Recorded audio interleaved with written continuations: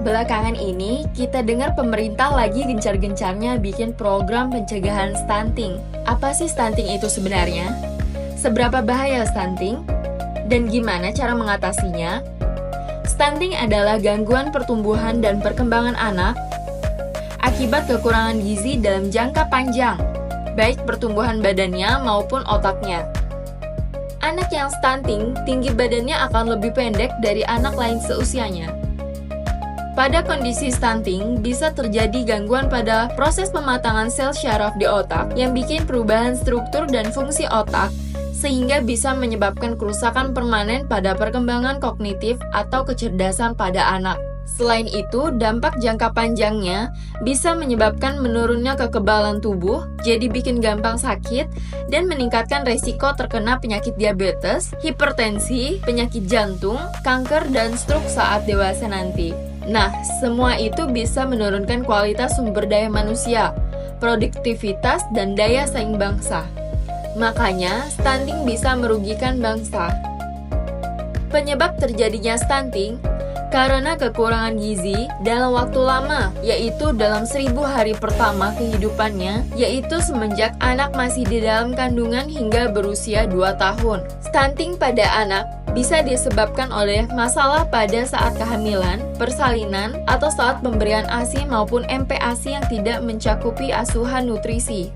Stunting disebabkan oleh kekurangan berbagai nutrisi penting, bukan hanya satu jenis makanan saja. Anak-anak yang mengalami stunting umumnya kekurangan protein, zat besi, yodium, dan vitamin A.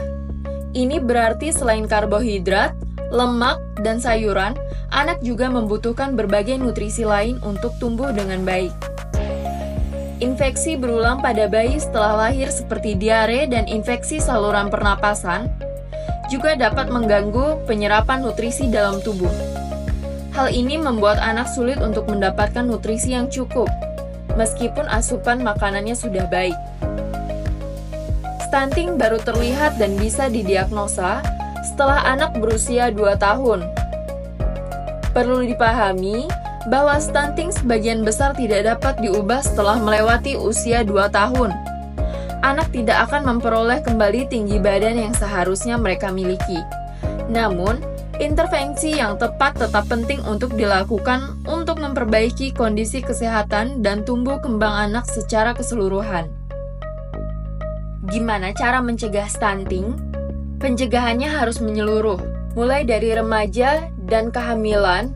Kamu yang perempuan harus rajin minum tablet tambah darah untuk mempersiapkan diri saat hamil nanti, agar tidak sampai anemia. Karena kondisi anemia pada kehamilan bisa menghambat pertumbuhan pada bayi. Rutin memeriksakan kehamilan minimal 6 kali. Pemberian ASI eksklusif selama 6 bulan dan dilanjutkan hingga usia 2 tahun. Konsumsi protein hewani bagi bayi usia di atas 6 bulan, memantau pertumbuhan balita di posyandu setiap bulan, dan meningkatkan akses air bersih dan menjaga kebersihan lingkungan.